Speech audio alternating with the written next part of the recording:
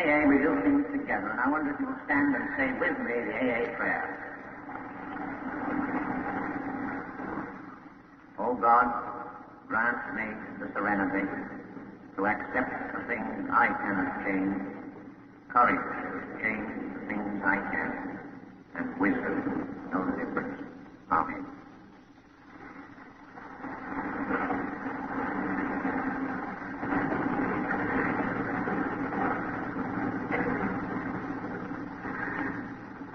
I merely want to say how much I personally appreciate the tremendous help that Cleveland AAs, Akron AAs have been to the committee that tried to pin this conference together.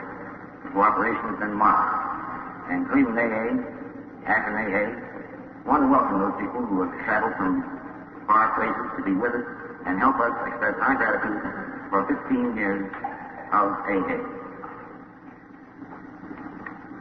I think of nothing that I might add to that, and I will introduce one of our co-founders, Dr. Bob.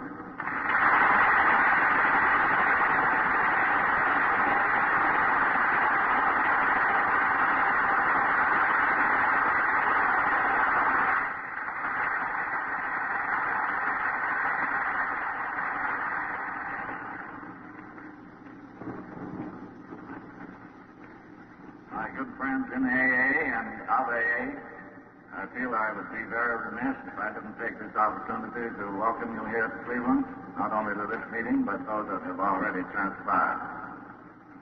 I hope very much that they have the presence of so many people, and the words that you have heard will prove an inspiration to you, not only to you, but may you be able to impart that inspiration to the boys and girls back home who are not fortunate enough to be able to come. In other words, we hope that your visit here has been both enjoyable and profitable. I get a big thrill looking over a vast sea of faces like this with a feeling that possibly some small thing that I did a number of years ago played a small part in making this meeting possible. I also get quite a thrill when I think that we all have the same problem. We all did the same thing. We all got the same result in proportion to our zeal and enthusiasm and stick-to-itiveness. If you will pardon the injection of a personal note at this time, let me say that I've been in bed for 5 of the last 7 months. My strength hasn't returned as I'd like, so my remarks will of necessity be very brief. But there are 2 or 3 things that flashed into my mind on which it would be fitting to lay a little emphasis. One is the simplicity of our program. Let's not louse it all up with Freudian complexes and things that are interesting to the scientific mind but have very little to do with our actual AA work. Our 12 steps, when simmered down to the last, resolve themselves into the words love and service. We understand what love is, and we understand what service is. So let's bear those 2 things in mind. Let us also remember to guard that airy number of the tongue. And if we must use it, let's use it with kindness and consideration and tolerance. And one more thing, none of us would be here today if somebody hadn't taken time to explain things to us, to give us a little pat on the back, to take us to a meeting or two, to have done numerous little kinds and thoughtful acts in our behalf. So let us never get the degree of smug complacency so that we're not willing to extend or attempt to that help that has been so beneficial to us to our less fortunate brothers. Thank you very much.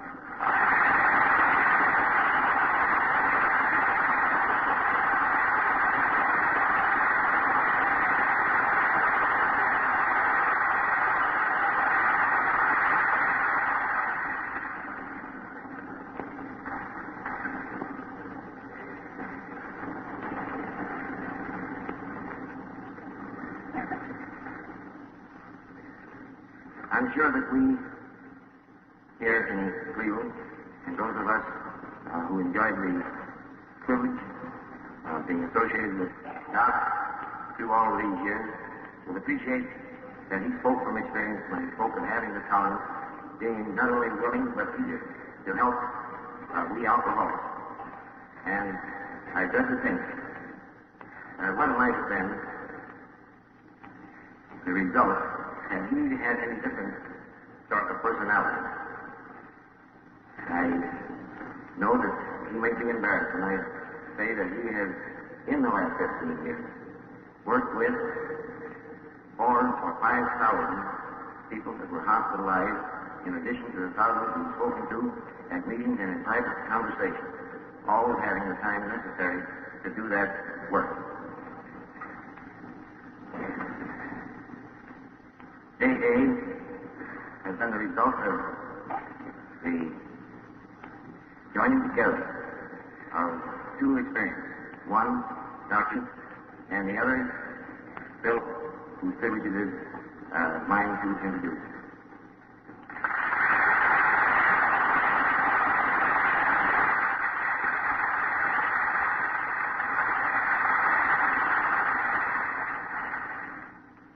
Two experiences. One, doctrine, and the other, Bill, whose privilege it is mine to introduce.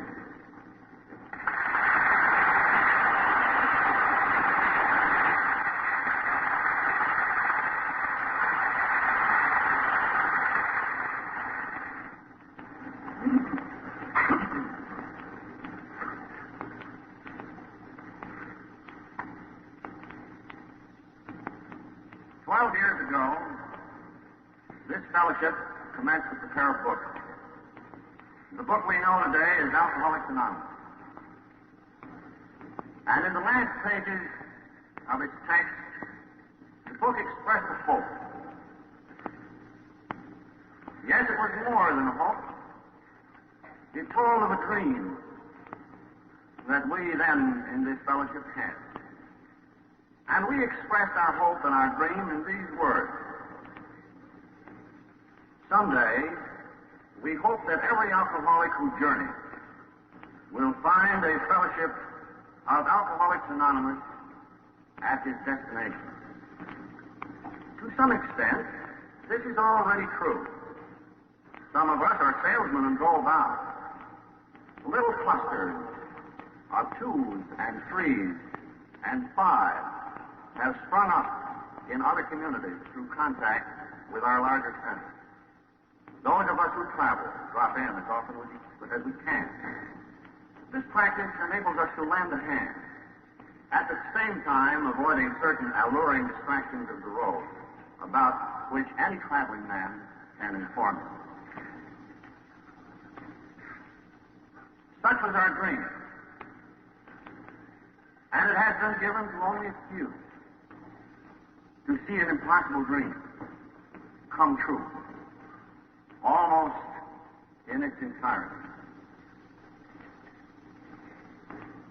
One wonders what could be added to what we have already seen and felt and heard in these last 2 or 3 days.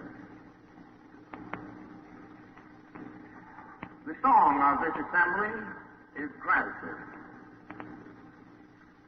And we rejoice in our world unity, now spread into some 34 countries and reflected back upon us here. We rejoice that AA is still simple and more deeply meaningful than ever. Yes, this is a time for gratitude, a time for rejoicing. It may be, too, a time of happy reminiscence, when we can think back a little upon the days of our birth, our childhood, and our adolescence. It may be a time when we can think together once more about those principles upon which we resolved yesterday, which may bind us together in unity for so long as God shall need us. First, let's think about the things for which we are grateful. Of course, we are grateful and find no words to express it to the Father of light, who presides over us all, who has outpoured his grace upon us and has made this salvation possible. And right away, one begins to think of friends who have been part of this benign conspiracy, which is Alcoholics Anonymous. I think right away of the friend that first came to me with a very simple message. Today, thank God, still the core of our procedure. I think of a wife who stood by. I think of Dr. Fosdick, the first Protestant clergyman to say that AA is good. I think of Father Dowling out there in St. Louis, the first Catholic clergyman ever to say it. I think of my own doctor in Towns Hospital, who when I had my sudden experience said, "No, Bill, you are not crazy. You had better hang on to what you've got." Those were indeed faithful words for Alcoholics Anonymous. Suppose that man of science had said, "This is but an illusion. It will soon pass away." What a vital contribution. And I think of the first psychiatrist who befriended us and who has since brought us before his whole field. I think of the editors of the Saturday Post who published the good news to the world and made us a national institution. Yes, these men of medicine, these men of religion. Once upon a time, we stood in a no-man's land between them. We weren't exactly scientific, and some thought we weren't religious enough. Today, we find ourselves in a common meeting place, working together as one. Yes, the friends who have befriended us, without whom this movement could never have been. And each of us, of course, thinks of that one who was the very nearest. The husband, the wife, the father, the mother, who saw us through, who went down into the cave with us and stayed when all others had gone. I think of Lois. And she and I would like to join in paying a special tribute to the one who was the mother of the first AA group, Anne Smith. She was a mother to that first group with all of the attributes of motherhood. Her deep understanding,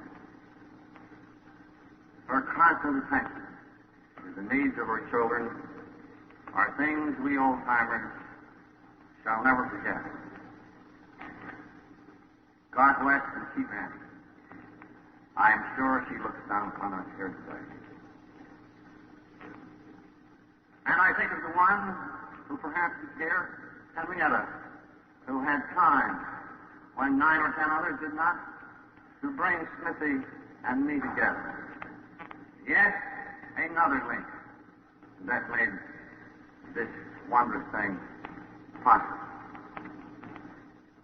You know, in AA, we have what amounts to a rule that we never praise people.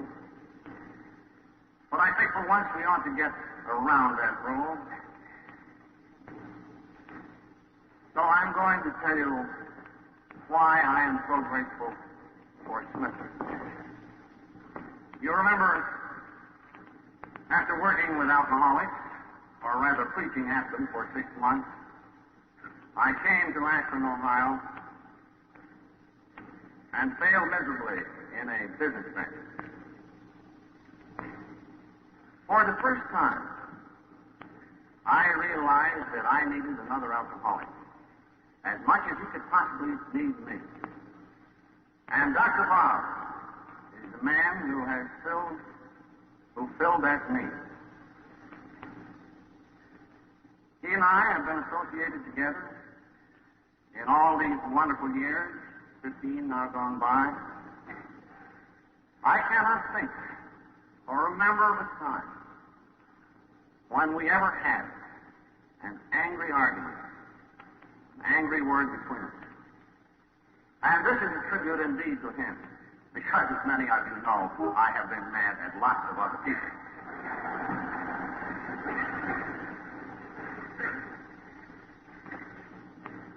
On Tuesday afternoon, Bob and I made our pilgrimage, and I mean it when I say that, to Henrietta's house. And she used an expression which I think is so fitting. She described Dr. Bob as the rock on which AA was founded. How fitting that was. How apt. So I bid you, as you leave here, perhaps not to return for another 10 years, but you bear away with you an image of those two, the mother of the first AA group and the rock on which it was founded.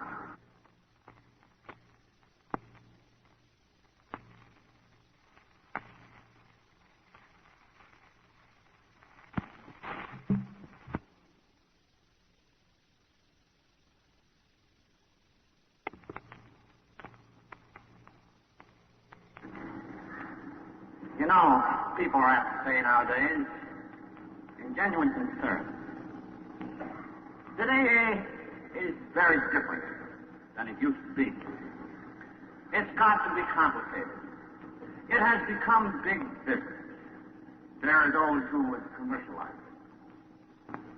Well, I'm glad that that concern exists. For so long as we exhibit that prudence, those things will never happen. And a recent trip to Europe convinced me that our essential message is just as simple and yet just as mysterious in its workings as it always was. On May 12th, a plane descended on Oslo airfield bearing Lois and me to Norway. Our contact with that country has been so slight that we didn't know whether we'd find a dozen AAs or maybe at the outside a couple of dozen. Well, while we were going through the customs, we heard a commotion. We heard a language of what we didn't understand the syllable, and Lois looked at me and said, "Yes, there's the drunk. A whole dozen of them." And we came out among them. And we could not make out a word that was said. By a sign language, we were in motion to a car. We got down to the hotel. Another dozen turned up. Among them a fellow who could speak a little English. They couldn't talk English. But how well in their faces they expressed our universal language of love. That is an experience that we shall never forget. And then that picture unfolded. And we found that AA was but 3 years old in this city. Yet they had taken through their hospitals in that place something like 1,000 cases. That their membership might run in hundreds. Although because of their extreme anonymity, nobody could say just how many there were. You see, in Norway, we found that there are two kinds of people. Because of the tremendous stigma, you have the kind of people who dare come to meetings, and you have the kind, the vast majority, who dare not. After a while, we learned that there were 6 waiters in an Oslo restaurant, none of whom knew that the other was in AA, yet they'd all been sober, each of them over 1 year. Can you beat that? And the bold ones formed themselves into little squads of 1 and 2 and 3 and visited these people every other day. I asked, we found they'd taken over a German barrack. They had a club room. We found that the finest psychiatrist in Oslo had set his stamp of approval upon these Norwegians. And then we learned to our great joy that he was a man of deep religious conviction.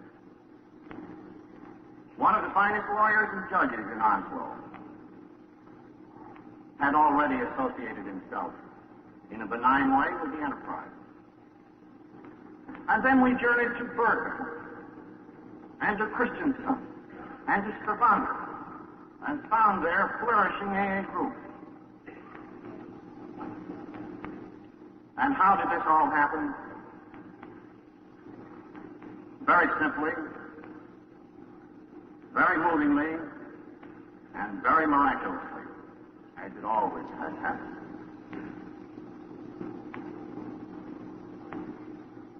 Five years ago, at Greenwich, Connecticut, a Norwegian American who had been drunk for 20 years sobered up by contact with that group.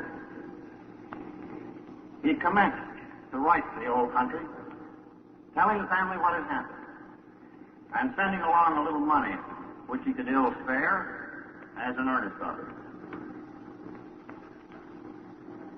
Presently, he got a letter back saying that his brother was in this same terrible situation. What could be done about it? Well, the man from Greenwich talked it over with his wife, and following the classic pattern, they decided they would sell all they had in the world, namely a very small restaurant, and with the cash they would buy a round trip to Oslo to see if they could help that party.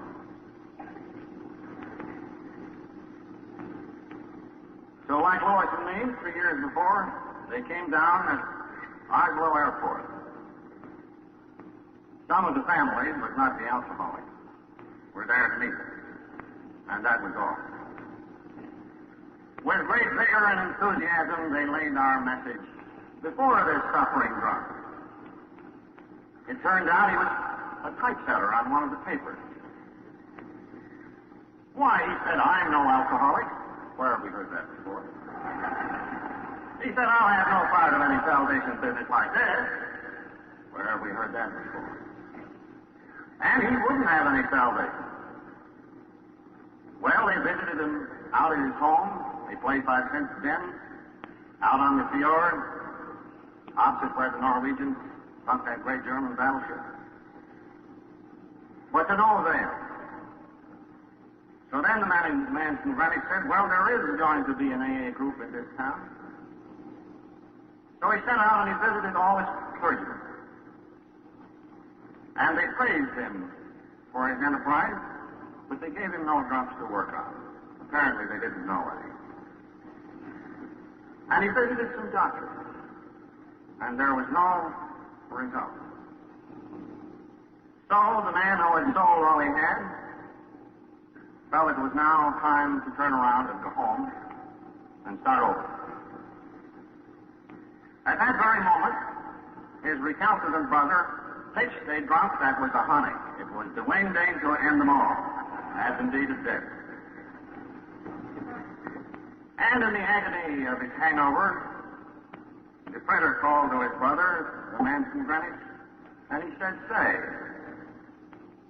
tell me once more about this thing, the anonymous alcoholic. And the man from Greenwich said, well, it's very wonderful, but it's very simple. I just admitted that I could no longer control my drinking, that it controlled me. I got honest with myself as I have never got honest with it before. I quit this business of living alone and taught myself out for somebody else. I went to the people who I'd harmed, and I made amends. And then he said, you know, I was not a person of any faith, but I have come to believe in a power greater than I. the power which has indeed worked a miracle in me, for I was hopeless. And then he said, I was taught of a new kind of giving, the kind of giving that demands no reward. One alcoholic helping another. And that is why, my brother, I have come to Norway to see you.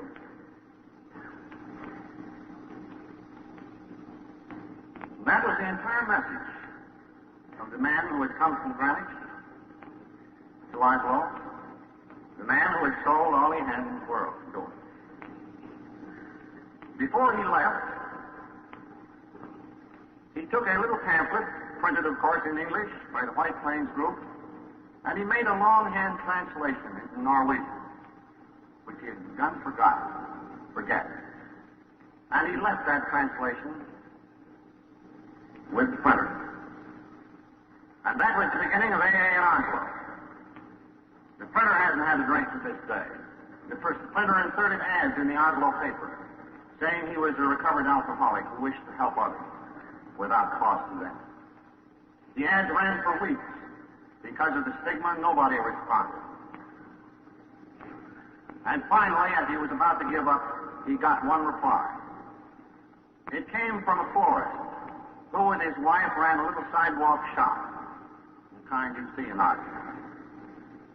The florist was a Grencasen thief. He heard the story. He read this translation of the 12 steps. He went to work on other alcoholics, and he had not had a drink to this day. And they put more ads in the paper. And they grew very, very slowly.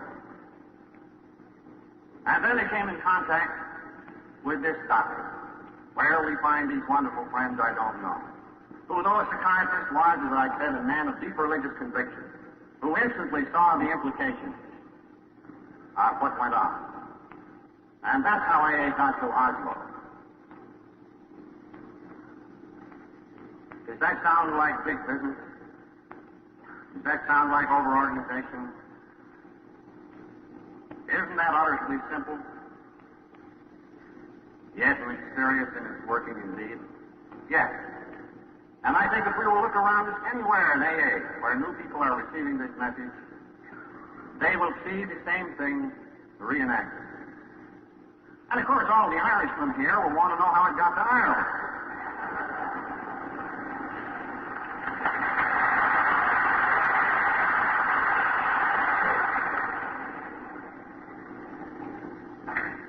In much the same fashion. One time, a little over 3 years ago, an Irish-American in Philadelphia, whose bankroll was better, decided that he and his wife would take a vacation. They'd go over to Dublin, revisit the old land. But he'd been in Dublin no time when he began to forget about the vacation. Why? Because there's no AA group in Ireland. They'd better have one. Again, he looks up a doctor. Maybe we're down on the psychiatrist, but this was another one. And this man was also a man of deep religious conviction and saw the point. And he told this doctor the story, and the doctor had charge of a large hospital, once endowed by the writer Swift, for people who were ailing mentally, and they took some alcohol. And he left this simple message and the pamphlet with just one man.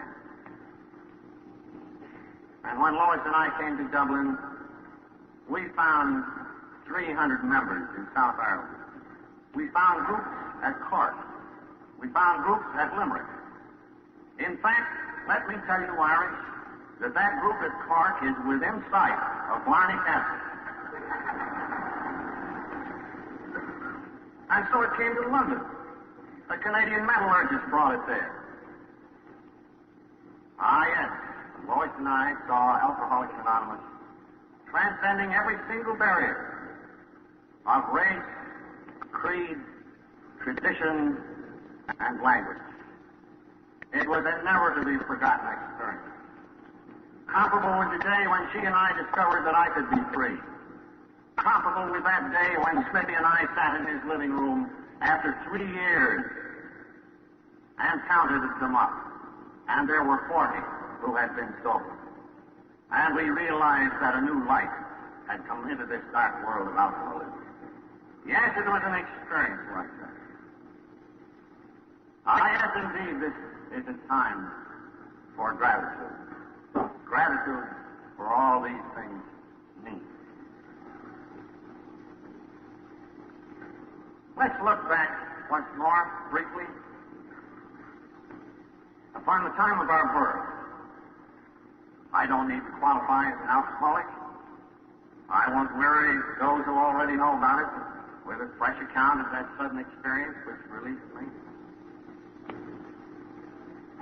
But I would like to bring you again, and let us retrace together what happened over here in Akron 15 years ago, last June.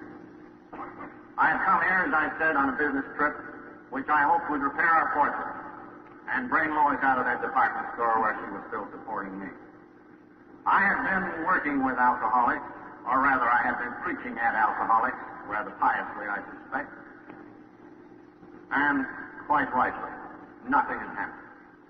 When I suddenly find myself in need, and desperate need indeed, and there are many in this audience who have since felt it, I was alone down in the Mayflower Hotel, walking up and down that lobby.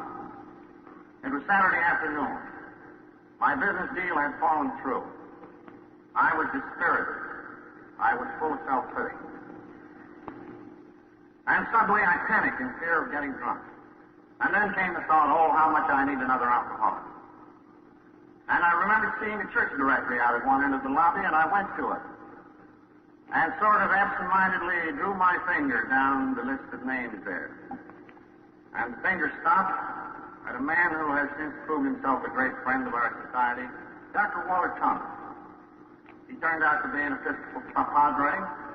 I called up the good man and said, well, I'm an alcoholic from New York who is looking for a drunk to work on. He seemed a little dumbfounded at that. A very unusual request.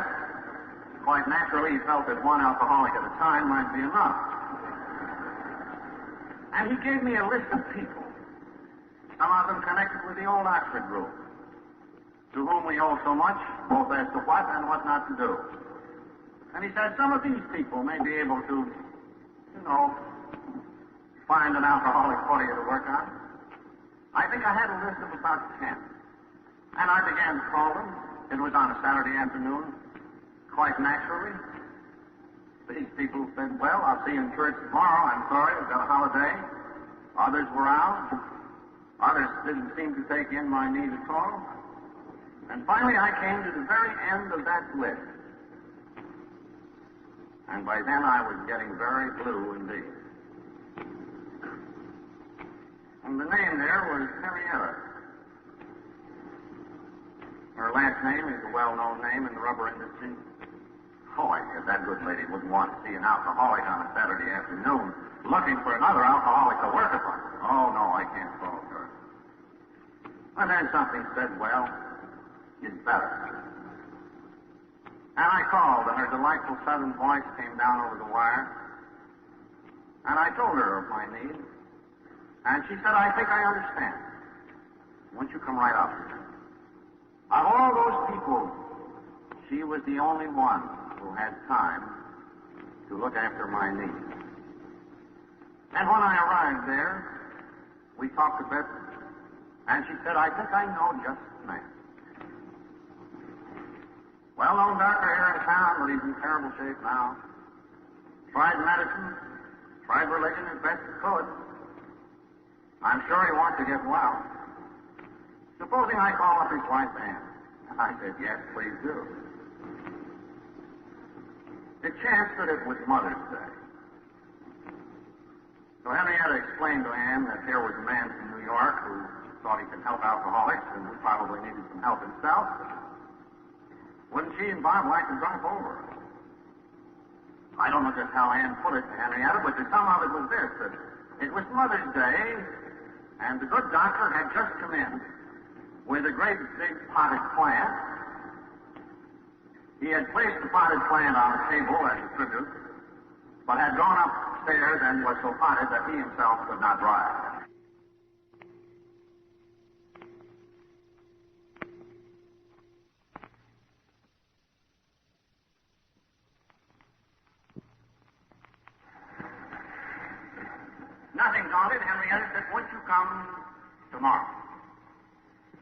Oh, yes, how I would. And that afternoon, the door opened, and in walked Smithy and Ed. I tell you, none of us felt like founders that day, and I ardently wish that we can soon get over the feeling nowadays. But this time I knew I needed him as much as he needed me. He had an awful hangover. He thought he could only stay 5 minutes. He was very thirsty.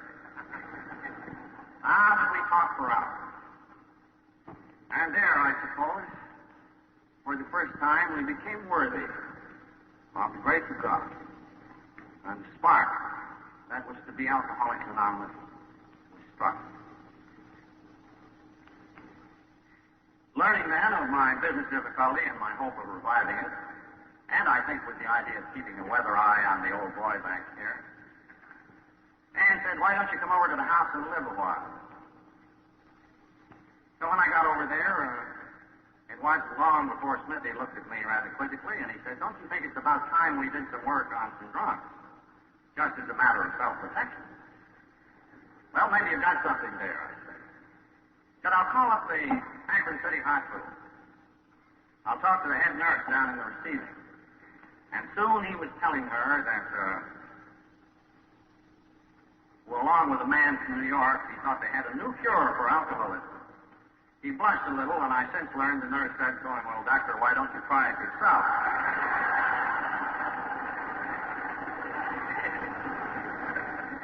At any rate, she said, yes, it's out of dandy. Just came in here. Prominent lawyer around town. He was once upon a time. Member of the city council. All fallen apart.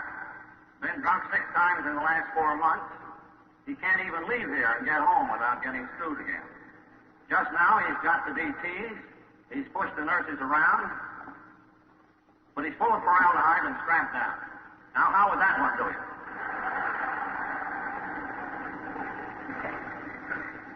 So the next day, or the day thereafter, Dr. Bob looked out of sight, which tens of thousands of us have since seen.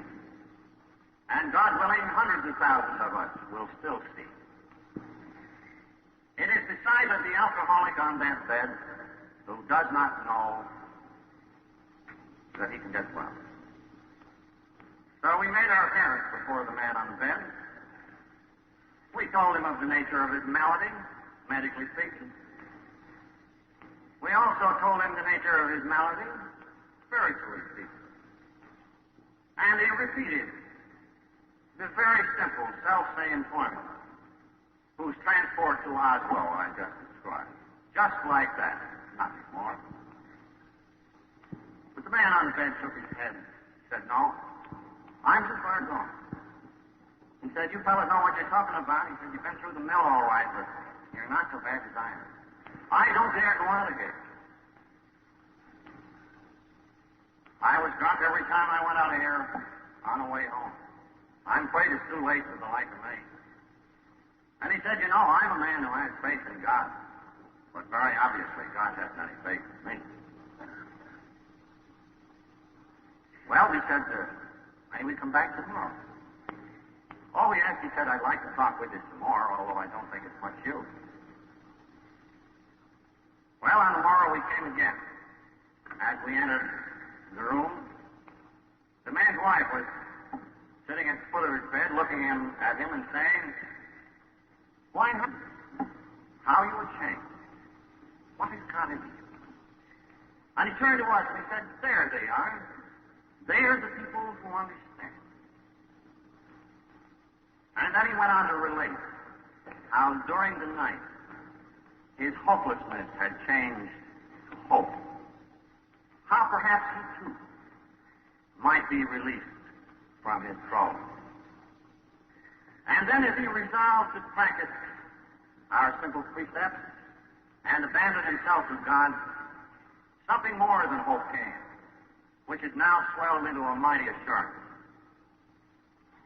So the man on the bed sat up, and he said, please fetch me my clothes. We're going to get up and go out of here. So AA number 3 rose from his bed, and he walked out of there.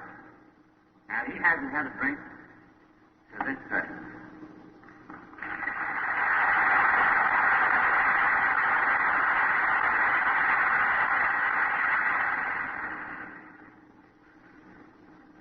So that was the first fulfillment. So a tiny flame started to burn, now a bright beacon, shedding its light throughout the world, reaching ever-distant beachheads. Indeed, we must explain what hath God wrought. Now then, what of our adolescence? What are the lessons of that? And where do we find ourselves today? And what might the future hold in store for us? So well do I remember the day in Smithy's living room when we knew that this thing was working. And we said to ourselves, we must call a meeting here in Akron to see what we shall do. It has taken 3 years of hard work to produce 40 recoveries. Within gunshot of us, men and women are dying. How shall we let them know? Well, I, being a businessman, a promoter, immediately began to think in terms of big money and big organizations. And I said to myself, well, don't we need hospitals? These hospitals don't like drugs. We should have our own chain of hospitals, and they can produce all the money we need. Look at the money these dry out joints make. And then, since it has taken such a long time to bring about these few recoveries, shouldn't each of us get subsidized and become missionaries temporarily and go out to other cities and start these centers? And then Smithy and I reflected, well, certainly we ought to make a record of this, some kind of a pamphlet or book in which we could set down our experience and how this thing has worked so far. Well, I'll never forget that evening when fateful decisions were taken in T. Henry Williams' living room. T. Henry was no drunk, but what a friend he was. There must have been some 18 of us present. I went on enthusiastically about these great plans, and I saw the faces of my fellows fall. And they began to say to me, Bill, if we bring money into this thing, it's going to spoil it. If we hire people to do this thing, it's going to professionalize it. And as for books, well, who's going to write books? And what we quarrel about that? Well, there was great force to what those people said, and there is still great force to it. They held up a warning finger. But I paid too little heed. You know, I'm a pretty good salesman. I began to argue. Smithy supported me. He said, but we have to do something. We at least have to. Otherwise, our message will get garbled, will get distorted. Haven't alcoholics at a great distance got a right to know what has happened here? So the conclusion of the meeting was that if I thought we needed money, I'd better go back to New York and raise it, where there was supposed to be plenty. And having very big ideas, full of enthusiasm, I got home and immediately bethought myself of the Rockefeller Foundation. I figured there'd be plenty of dough there. But the Rockefeller Foundation wasn't interested. They said there was a depression on, they felt a little hard up. And besides, this new movement I described of 40 people didn't seem to have any special classification. It wasn't exactly religious, it wasn't exactly medical, it wasn't exactly scientific, it wasn't exactly educational. It really didn't fit in any category. Well, I felt terribly cast down. Made some other approaches for money for hospitals and missionaries and books. Nothing happened. Until one day I happened to stand in the office of my brother-in-law, who's a doctor. He'd heard these complaints of mine before. He said, why don't you step in and talk to Dr. Shirley Wynn, who shares an office nearby. Used to be the Commissioner of Health here in New York. He would understand what you're talking about. found myself soon talking to Shirley Wynn. And he said, yes, he said, I have a feeling this has great promise. And like yourself, I feel that this needs a tremendous lot of money, or will in time. Now he said, how about the Rockefeller Foundation? And I said, no, he said, I've got a better one. He said, over at the foundation, they really wouldn't understand this thing. He said, the man who would really understand is John D. Rockefeller himself. Well, I said, Doctor, that's fine, but what about an introduction? Maybe you could give me an introduction to the Prince of Wales. How shall we reach John D. Rockefeller? And just then, my brother-in-law spoke up, and he said,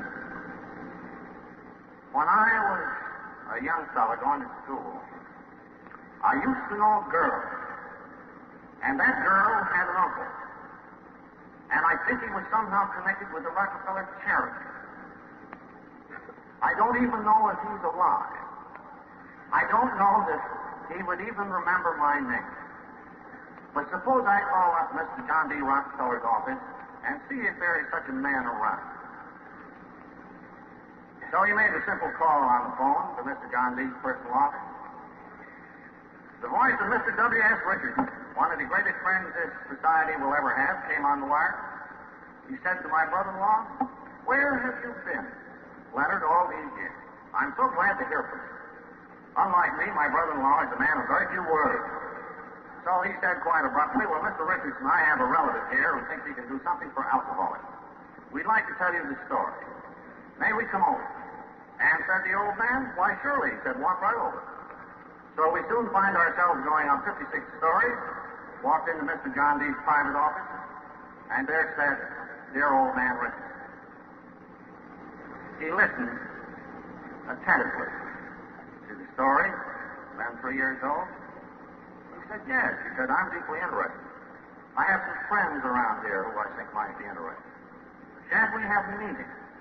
Oh, what a sigh of relief I breathed. I said, my Lord, now the big money is really in sight.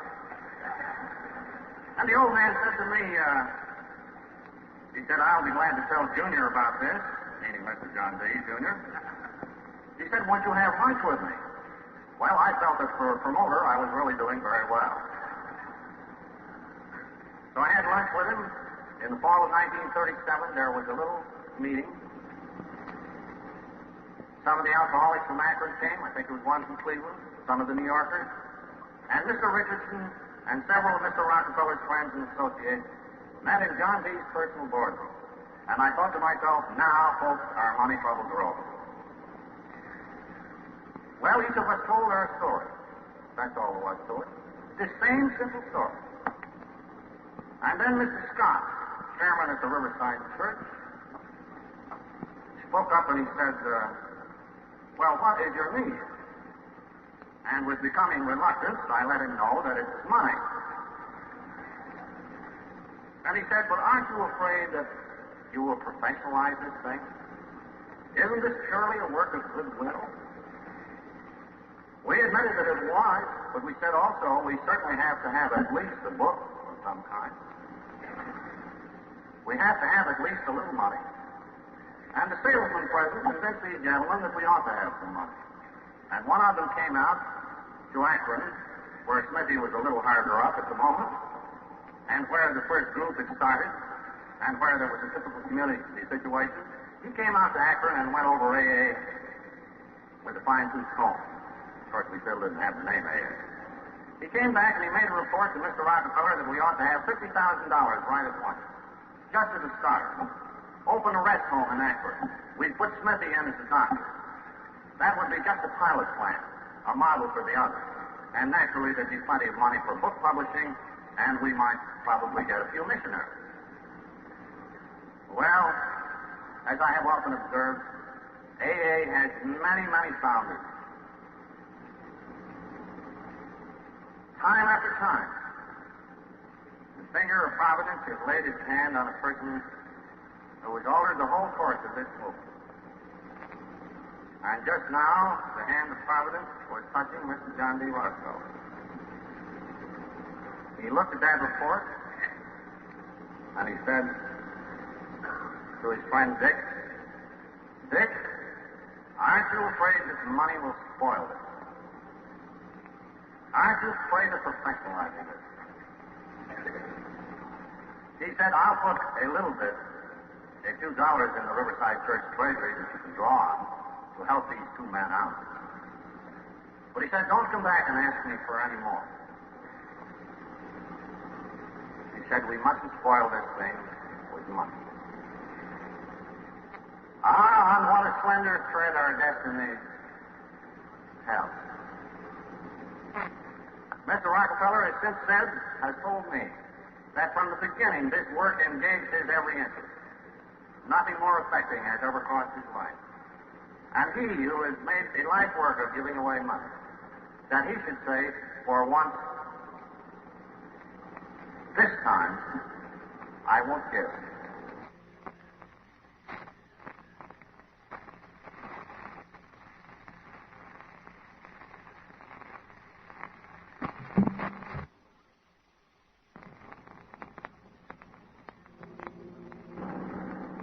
Well, that obliged us alcoholics to raise our own money to publish a book. Stories were written in Akron, a story or two from here, stories in New York, among our friends chipping in small amounts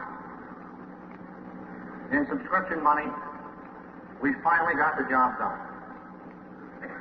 A periodical of national circulation published the piece and then changed its mind. So that at the end of 4 years, when the book had just appeared, the book itself was bankrupt. Every one of us was broke. AA was very, very poor. And thank God that was so. We had a hard struggle through 1939. In that year, however, the plain dealer in this town caused AA by its good tidings to grow so fast here, they proved that we could become large. We could become strong. We could recover in numbers.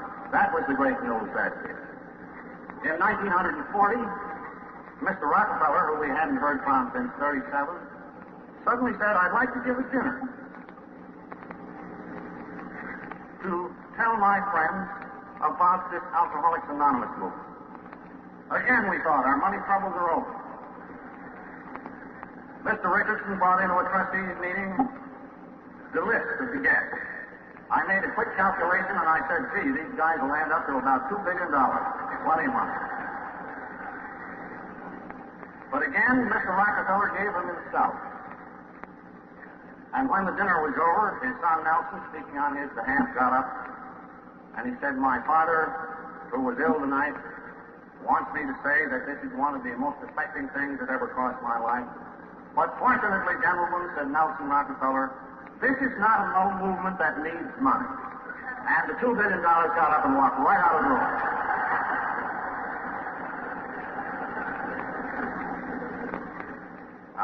So our destiny has been affected through money. Then the next year, you know, the Saturday Post published, and our great growth began. In the days since, we have had a joyful but strenuous experience of learning to live and work together, to relate ourselves rightly to money, questions of prestige, questions of power, to the world outside. Out of this experience, we have been evolving the traditions of Alcoholics Anonymous. Oh, what great changes since our first idea. Our very first tradition today says the common welfare comes first in all matters touching our unity. For without unity, there can be little or no recovery.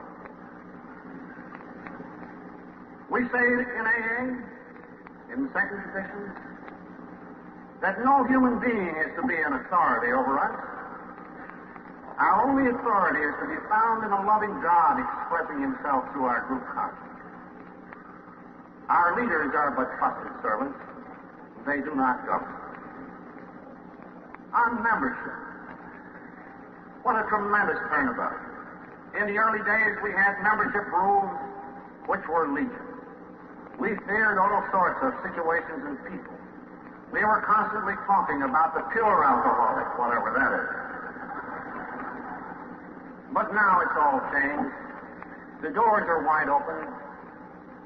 We want to be all-inclusive, never exclusive. So today, a man or a woman suffering alcoholism is a member so long as they stay there. What a great reversal experience that's brought to us. Typically, and very much like drunks, as you have seen, we used to think that we ought to have a lot of money and that should be somebody else's money. Today, we realize that as a society, our earning power is good. Our expenses are trivial. Of course we'll pay our own bills. For once, we shall be givers to the community and not takers. There was a time when I used to toy with the idea of running Alcoholics Anonymous from down in New York. It was a very pleasant thought until I learned better. But today, every AA group can manage its affairs as it likes, provided they don't seriously interfere with the general welfare of others. Oh, how different that all is. Even our original foundation was chartered to educate and to research, to do all sorts of things, I remember, except lobby for prohibition. But now that's all changed. We know that this society of ours has but one single purpose, and that is to carry the message face to face to the other alcoholics. We cannot lend, finance, endorse other projects. We know we must stick to that sole aim for which God seems to have appointed. Oh, how times have changed. Now and then, too, we are confused about this matter of our services. People are saying, hey, it's getting to be organized. It's getting to be big business. Lots of quarreling about money. Yes, there is a lot of quarreling about money, but why should there be? Here in the city of Cleveland, maybe 4,000 alcoholics and their families living within 10 miles of this hall. The big business consists in passing a hat in meeting places to pay the heat and light of the meeting. The big expense, which runs all the time, is that of 2 workers in a little bit of an office. No. That is very important business, but it is not big business. Down in New York, here is a movement of 100,000 people. We have exactly 5 alcoholics employed down there. Not as missionaries either. Just as secretary is doing, if I might say, a wonderfully good job in helping to propagate this thing, to guard its public relations, to issue its literature. Out in the back room, we've got another dozen people who ship books, who keep track of the accounts, who type the letters.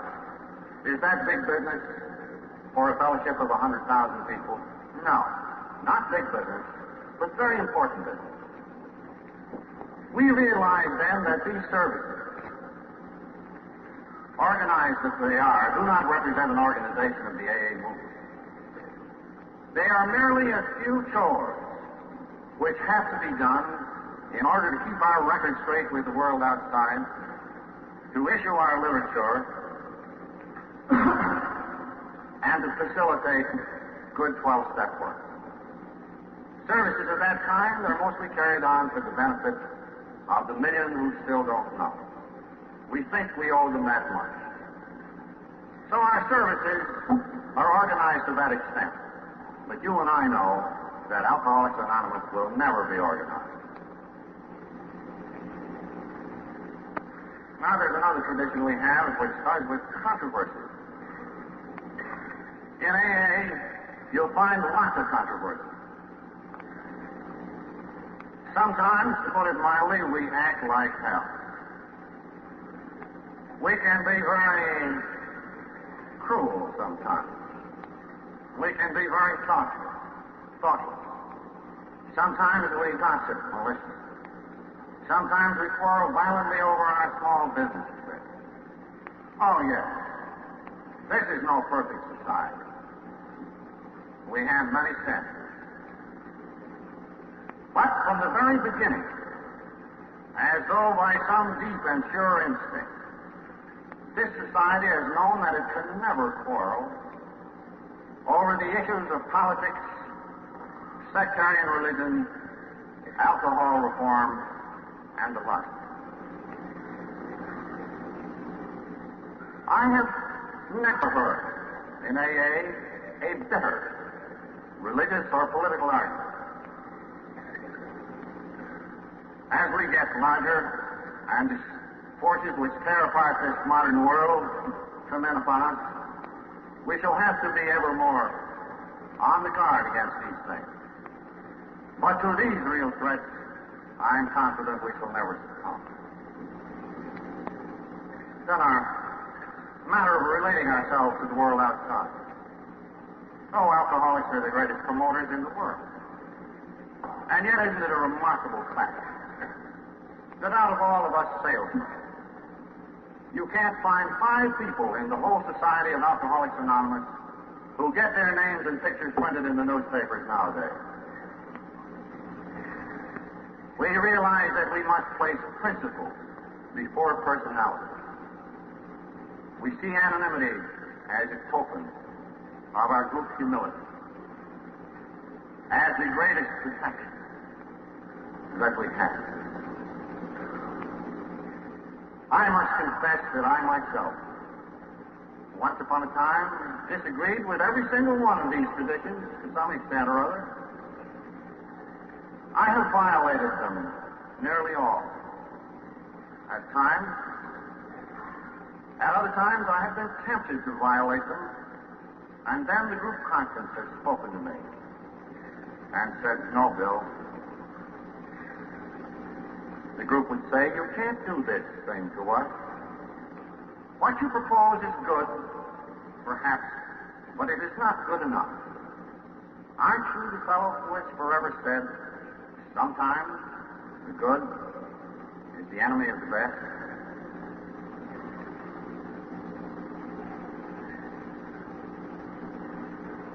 I think one of the great things that's happened in AA is our changed attitude towards trouble. In the first place, though some might think this a success story, it really isn't. We deeply realize that this is not our success. This is God's success. We see a new use for trouble and problem. This whole meeting, to be sure, has been a time of great joy. All around us we have heard stories marvelous in their beauty. One success is followed upon another, economic and whatnot. But life in AA isn't always like that.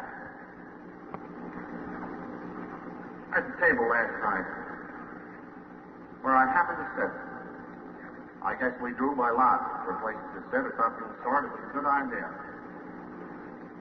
A man sat there and in no self-pity at all told how his wife was suffering that strange, dire disease, multiple sclerosis, a creeping paralysis. And how in our simple principles she had found a new relief. And how now she was getting somewhat on her feet. Another told how when his son was killed in action, he had gone at once to an AA meeting, feeling that that's where he belonged. And in the midst of our joy, this assembly has had one great sorrow. One of our members, a great worker in Iowa, made the journey here to see Alcoholics Anonymous come of age. And the day that we confirmed the tradition, he passed on of a heart attack here in the Cleveland Hotel. And coming out of the tradition meeting, I met his widow. There she was, at an AA meeting. And she looked at me, and she smiled just a little, and she said, "You know, I think he'd want it that way." You know, we are coming to regard trouble in a very different light. When it comes, we say to ourselves, how can we accept this? How can we deal with this? For if God gives us the grace to demonstrate, then this trouble may be a lesson for us. I'm sure all of us are deeply affected by this lei that's draped there. Here in America, some of us think leis are rather silly, but this one wasn't. It is a token of their participation in what is perhaps a very historic moment, sent from an island in the distant Pacific, a token of affection, of appreciation, sent by those who will never come to any AA convention or even any AA meeting off their island, for that lei was sent to us by the alcoholic lepers from a colony near Hawaii. Ah, yes, God has been great and good to us. May we always be worthy of His trust. And some days the need for our society may pass. And when it has met that need, and if we are worthy of it, I hope God may look down upon us and say, "Well done, good and faithful servant."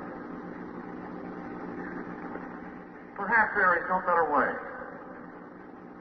at this time of parting for me to conclude than to read to you the last brief paragraph written in Alcoholics Anonymous 12 years ago.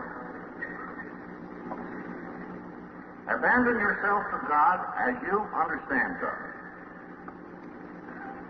Admit your faults to Him and to your fellows. Clear away the wreckage of your past. Give freely of what you find and join us.